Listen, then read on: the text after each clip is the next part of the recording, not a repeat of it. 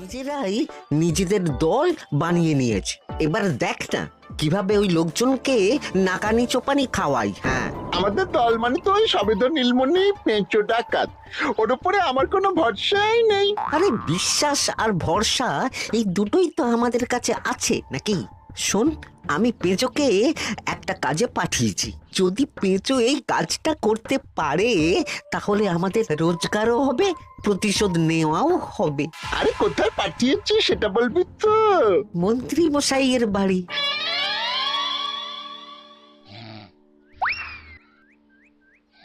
এই তো সুযোগ, একদম পরিষ্কার হাতটা দেখা যাচ্ছে। এবার আমার শিল্পী হাতের কাজটা দেখাই।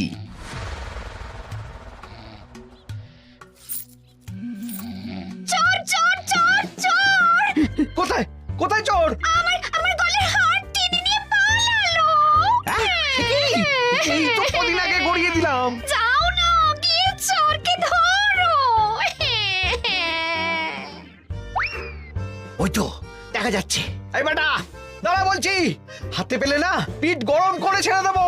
হাতে এলে তো এই এই এই বেটা দাঁড়া বলছি।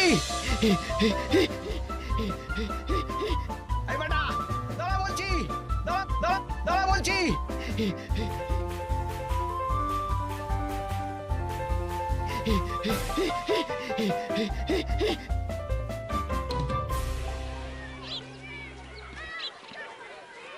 দুপুরে একটু খেয়ে ঘুমোবো, তার জন্যই। দাদু খেলতে চলো, খেলতে চলো। কি দাদু, প্রস্তুত তো? হ্যাঁ হ্যাঁ, প্রস্তুত প্রস্তুত।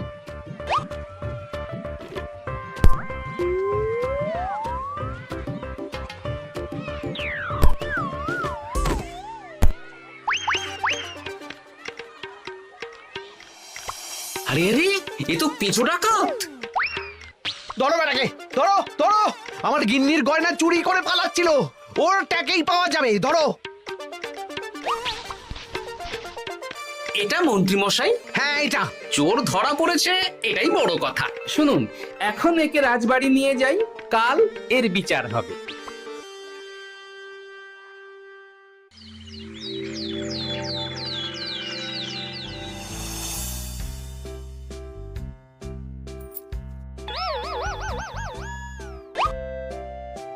এতদিন গোপাল বুদ্ধি দিয়ে বাজিমাত করত, এবারে তো সাহসিকতার মাধ্যমে ভয়কে জয় করে পেঁচো ডাকাতকে ধরেছে।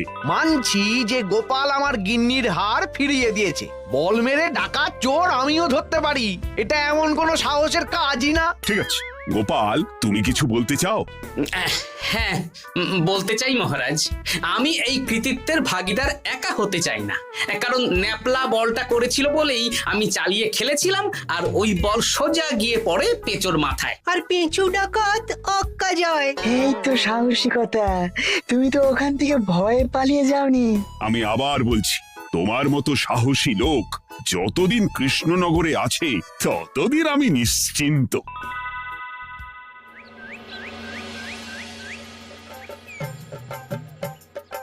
বলি সারাদিন আমি সংসার ঠেলছি আর আরেকজন খাচ্ছে দাচ্ছে ঘুরে বেড়াচ্ছে। গিন্নি, তুমি কি আমার কথা বলছো? আমি আর কার কথা বলতে পারি শুনি? না, আমি ছাড়া তোমার আর কেউ নেই, তুমি ছাড়া আমারও আর কেউ নেই। এই নাও সখী, শুধু তোমার জন্য। কি সুন্দর ফুলের তোড়া, এটা আমার জন্য এনেছো? হ্যাঁ গো, তুমি কি আমার উপর রাগ করে আছো গিন্নি? তাহলে বলো, অন্য কাউকে দেব?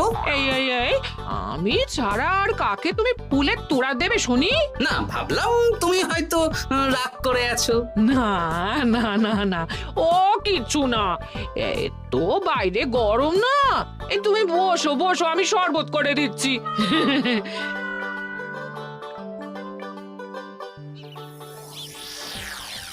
পুরো পরিকল্পনাটাই গোপাল চৌপাট করে দিল। এবার তাহলে কি করবি? ভাবতে হবে, ভাবতে হবে। পেঁচো ধরা পড়েছে বলে তো আর আমরা হাত পা গুটিয়ে বসে থাকতে পারি না। না, ঠিক বলেছিস, অন্য কিছু একটা করতে হবে। গোপাল গোপাল গোপাল, এই গোপাল আমার কপালটা পুড়িয়ে দিল। সবার সামনে মহারাজ গোপালকে পুরস্কার দিচ্ছে। উফ, তোমার মনে এখনো অস্বস্তিটা কিসের? সমস্যাটা কোথায়? আমিও তো এরকমই একটা সুযোগ খুঁজছিলাম, যেখানে গোপালের মতন একটা সাহসিকতার কাজ করব, আর মহারাজ আমার প্রশংসায় পঞ্চমুখ হয়ে উপহার দেবেন, আর সবাই হাততালি দেবে। তো মহারাজকে গিয়ে বলো, গোপাল সামান্য একটা বল মেরে সাহসিকতার সম্মান পেয়ে গেল, তাই তুমিও একটা কিছু করে দেখাতে চাও। ঠিক বলেছো, আমাকেও এরকম কিছু একটা করে দেখাতে হবে। হাত গুটিয়ে বসে থাকতে পারবো না। হ্যাঁ হ্যাঁ, এমনিতেই ইদানিং তুমি 4 হাত থেকে 2 হাত হয়েছো। কি বলতে চাইছো কি তুমি? আসলে এতদিন তোমার আরো 2টো হাত বটা আর ঘটা তোমার সাথে তালে তাল মিলিয়ে কাজ করতো, এখন তো ওরাও নেই। নেই না, ওই আপদ দুটোকে বিদেয় করে দিয়েছি। হ্যাঁ, দিন দিন লোভ বাড়ছিল, জীব লম্বা হয়ে যাচ্ছিল। বেশ, তাহলে কালকে মহারাজকে বললো তোমার মনের কথা। কালকেই বলবো।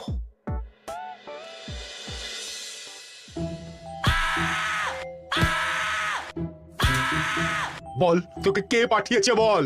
তোর এত বড় সাহস, তুই মন্ত্রী মশাইয়ের বাড়িতে দিনে দুপুরে চুরি করিস? বল। বলছি আমাকে ঘটাদা পাঠিয়েছিল। মন্ত্রী মশাইয়ের দল থেকে বেরিয়ে বটাদা আর ঘটাদা একটা নতুন দল খুলেছে, আমি ওই দলে যোগদান করেছি। আচ্ছা, এই ব্যাপার। বেটাদের একবার হাতে পাই।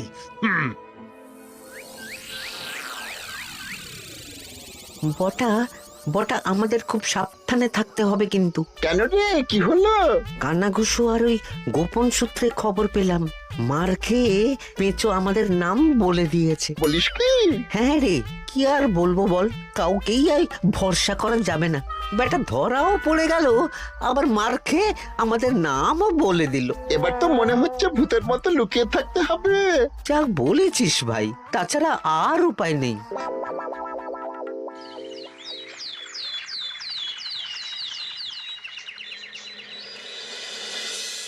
মহারাজ, আজ আমি সুবিচার চাই মহারাজ। কেন মন্ত্রী মশাই, আপনার উপরে আবার অবিচার কখন হলো? হ্যাঁ মন্ত্রী, তুমি কি সুবিচার চাইছো বলো? আমাকে সাহসিকতা দেখানোর সুযোগ দিলে আমিও গোপালের মতন ওরকম ঢের ঢের উপহার আনতাম। আচ্ছা, সুযোগ কি বলে কয়ে আসে?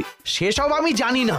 আমিও ছোটবেলায় অনেক সাহসিকতার কাজ করেছি, তবে কোনো পুরস্কার পাইনি। আর গোপাল কিছু করলেই ওকে আপনি উপহার দিয়ে দেন। তা তুমি কি সাহসিকতার কাজ করেছিলে ছোটবেলায়? আমি একবার মামার বাড়ি গেছিলাম, তো একদিন মামার বাড়িতে হঠাৎ ডাকাত পড়ে। তাই দেখে আমি কয়েকটা ঢিল নিয়ে মামার বাড়ির পেয়ারা গাছে গিয়ে উঠে পড়ি। তারপর যখন ডাকাতের দল ডাকাতি করে বাড়ি থেকে মালপত্র নিয়ে বেরোচ্ছে, আমি আক্রমণ করি। দুম দাম দুম দাম দুম, ব্যাস, ডাকাত ধরা পড়লো। বেশ ভালো তো। হ্যাঁ, কিন্তু সেদিন কোনো উপহার বা সাহসিকতার পুরস্কার পাইনি। পুরস্কার দিতে হলে আমাকেও দিতে হবে, কারণ আমি প্রথম পেঁচো ডাকাতকে ধাওয়া করেছিলাম। যদি না উপহার পাই তাহলে আমি ঝামেলা করব। কিন্তু হঠাৎ করে কোনো কৃতিত্ব ছাড়া তো আর কাউকে সাহসিকতার পুরস্কার দেওয়া যায় না। তার আগে কিছু সাহসিকতার কাজ করে দেখাতে হবে, তারপর বিচার বিবেচনা হবে, তারপর তাকে সাহসিকতার পুরস্কার দেওয়া হবে। তাহলে আমাকেও কোনো সাহসিকতা দেখানোর সুযোগ দিন মহারাজ। মন্ত্রী মশাই শুধু একা সুযোগ পাবেন কেন, আমিও দেখিয়ে দিতে চাই আমি কতটা সাহসী বাহাদুর মানুষ। ও বাবা, রাজবৈদ্য সুযোগ পাবে আর আমি কি বসে বসে হাত কামড়াবো? আমিও সুযোগ চাই। তা তোমরা কিভাবে সাহসিকতা দেখাবে শুনি? দেখুন মহারাজ, মানুষ সাধারণত কয়েকটা ব্যাপারে ভীতু, যেমন হিংস্র জন্তু জানোয়ার, সশস্ত্র ডাকাতকে ভয় পায়, আর আর আর আর ভূতের ভয়। হ্যাঁ, আমার তো মনে হয় সাহসিকতার পরীক্ষা করার জন্য এই তিনটের মধ্যে যে কোনো একটার সাথে মোকাবিলা করতে পারলেই বোঝা যাবে কে কত সাহসী। এটা তোমরা ঠিক বলেছ, কিন্তু ব্যাপারটা হলো জঙ্গলের পশুরা জঙ্গলে যেমন আছে থাকুক, ওদের নিয়ে নাড়াঘাটা করার দরকার নেই। ডাকাত তো গোপাল ধরেছে, এখন পড়ে থাকলো ভূত। মহারাজ, আপনি তাহলে ওই ভূতুড়ে বাড়ি খুঁজুন, তারপর সবাইকে ভূত ধরে আনতে বলুন। দেখি মন্ত্রীর আবদার মেটানোর জন্য তো তাই করতে হবে।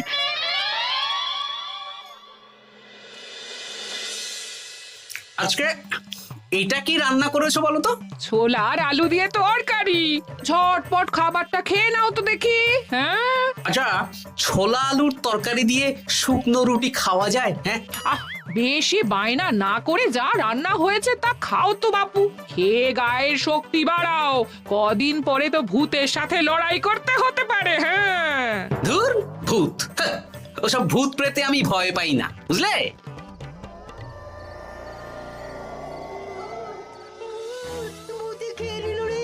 কি ভয়ঙ্কর! মহারাজ বাঁচান, বাঁচান! মহারাজ উপরে পায়চারি করছেন, কোথায় ভূত? আমি মহারাজের সঙ্গে দেখা করতে চাই। আচ্ছা আচ্ছা, উপরে যান।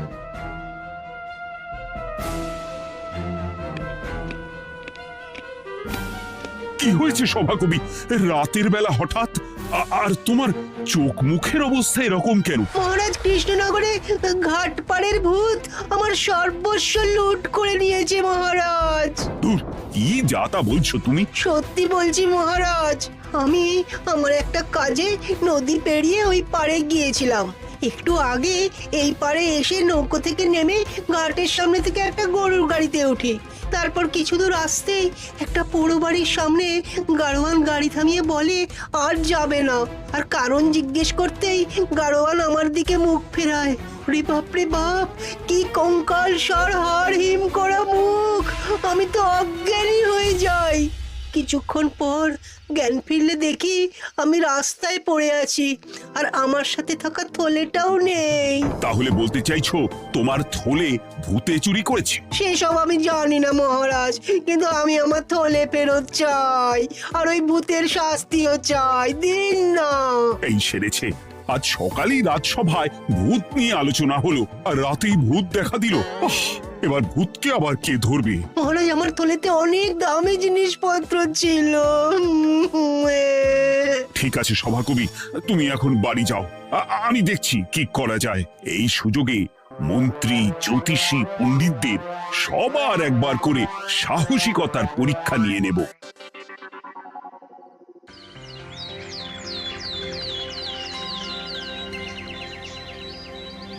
এই তো তোমরা সবাই চলে এসেছো। মহারাজ, আমার মনে হচ্ছে আপনি কোনো কথা বলার জন্য উদ্গ্রীব হয়ে আছেন। গতকাল আমার সব লুট করে নিয়েছে ভূত। কোথায়? কোথায় ভূত? সভাকবি, কোথায় ভূত? মন্ত্রী মশাই, বাড়িতে গিয়ে আয়নার সামনে নিজের মুখটা দেখুন, দেখতে পাবেন। গোপাল, খুব খারাপ হয়ে যাচ্ছে কিন্তু। ওসব খারাপ ভালো পরে হবে। আর মন্ত্রী, বৈদ্য, জ্যোতিষী, তোমরা কালকে বলছিলে না তোমরাও সাহসিকতা দেখানোর সুযোগ চাও? তাই ভূত ধরে দেখাতে পারলেই তোমাদের আমি পুরস্কৃত করব। কিন্তু মহারাজ, ভূত কোথায় পাওয়া যাবে? গতকাল রাতে ঘাট পাড়ি এক গাড়োয়ানের গরুর গাড়িতে চাপতেই তোমরা ভূত দেখতে পাবে। প্রথমে মন্ত্রী, বৈদ্য, জ্যোতিষী, তোমরা চেষ্টা করে দেখো। যদি ভূত ধরতে না পারো তখন গোপাল যাবে, আর যে বা যারা ভূত ধরে আনতে পারবে তাকে বা তাদেরকেই আমি পুরস্কার দেব। আমার কারো সাহায্য লাগবে না মহারাজ, কিন্তু আপনি এত করে যখন বলছেন, না হয় বৈদ্য আর জ্যোতিষীকে নিয়েই যাব। দেখবেন, আমরাই ভূত ধরে আনবো। আমরা বীর, আমরা সাহসী। ওসব ভূত ধরা গোপালের কম্য নয়।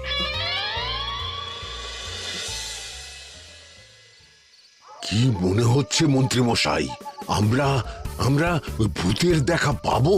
আমার কিন্তু হালকা হালকা ভয় করছে, যদি কিছু সর্বনাশ হয়ে যায়। আরে এসব ভূত প্রেত কিচ্ছু নেই। এত ভয় পেলে চলবে না রাজবৈদ্য মশাই। ভূত ধরতে পারলেই পুরস্কার, শুধু ভগবানের নাম গান করুন। ওই তো একটা গরুর গাড়ি দেখা যাচ্ছে। মহারাজ তার মানে এর কথাই বলছিল। হ্যাঁ, আর তো অন্য কোনো গরুর গাড়ি দেখতেও পাচ্ছি না। এই যে ভায়া, কৃষ্ণনগর রাজবাড়ি যাবে? হ্যাঁ যাবো, 2 মোহর লাগবে কিন্তু। 2 মোহর একটু কম করুন না। আচ্ছা ঠিক আছে, 3 জনে 1 মোহর দেবেন, আর কমাবো না। তাড়াতাড়ি বসুন।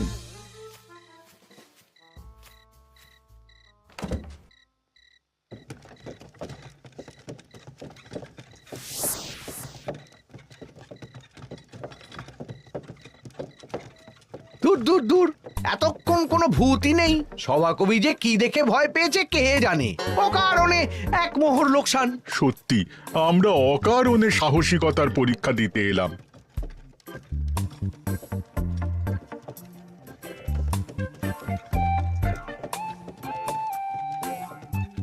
কি এই এটা কোন রাস্তায় ঢোকাচ্ছ? আরে রাজবাড়ি তো এইদিকে না। এটাই তাড়াতাড়ি যাওয়ার রাস্তা।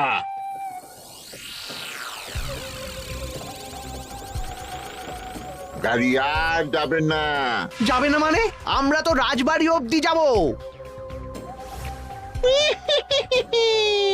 হাতের আংটি পয়সা করি যা আছে বের করে ফেল, নইলে এক্ষুনি চিবিয়ে খাবো। ওরে বাবা, ভূত ভূত পালাও। পালিয়ে যাবে কোথায়? আজ তোদের চিবিয়ে খাবো। ও ঠাকুর, বাঁচাও বাঁচাও ভগবান বাঁচাও।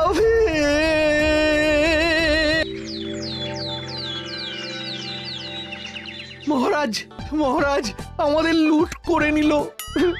ভূত আমাদের সর্বনাশ করে দিল। বাঁচান। তার মানে তোমরা তিনজন মিলেও ভূত ধরতে পারোনি? ছি ছি ছি ছি ছি। এই তোমাদের সাহস!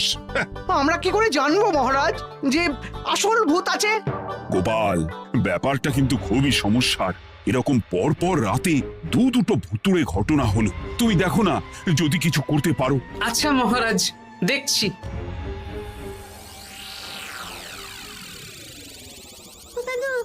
আমার কিন্তু ভয় করছে। শুনলাম কালকে মন্ত্রী মশাইকেও ভূতের তাড়া করেছিল। আমার মনে হচ্ছে কিছু একটা রহস্য আছে। সে যাই রহস্য হোক, আজ আমরা এর শেষ দেখে ছাড়বো। হ্যাঁ, তারপর আমাদের যদি ভূতে ধরে?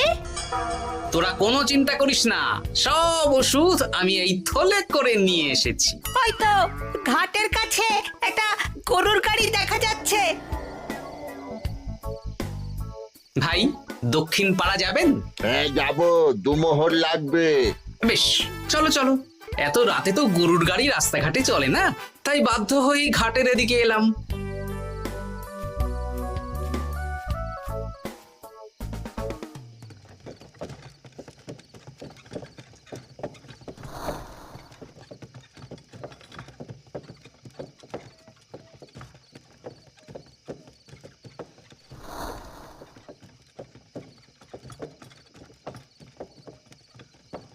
আচ্ছা, অন্য গলিতে নিয়ে আমাদের ভয় দেখানোর মতলব? হ্যাঁ, ঠিক আছে, এগুলো চুপি চুপি চাপিয়ে নে, আমিও পড়ছি।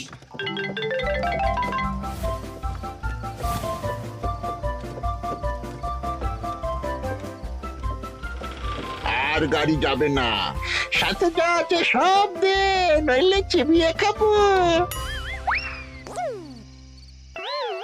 তুই কে রে? তোকে সব দেব? ভূত বাঁচাও বাঁচাও। তুই কি ভেবেছিস? তুই নকল ভূত সেজে লোকেদের ভয় দেখাবি আর আমরা চুপচাপ বসে থাকবো? তোর পাপের ঘোড়া পূর্ণ হয়েছে। আজ কেউ তোকে বাঁচাতে পারবে না। এবার মজা সামলা। চলে গেল রে, চলে গেল রে, সাড়ে চলে গেল। কি চুল করছিস বাচ্চা? তুই আয়। চলে গেল রে, চলে গেল রে, সাড়ে চলে গেল। এই ঘটাকে ডাকছিস মানে? তুই মানুষ বটা। ওরে বাবা রে, বাঁচা। তোদের ধরে নিয়ে যাব, কাল সকালে বিচার হবে।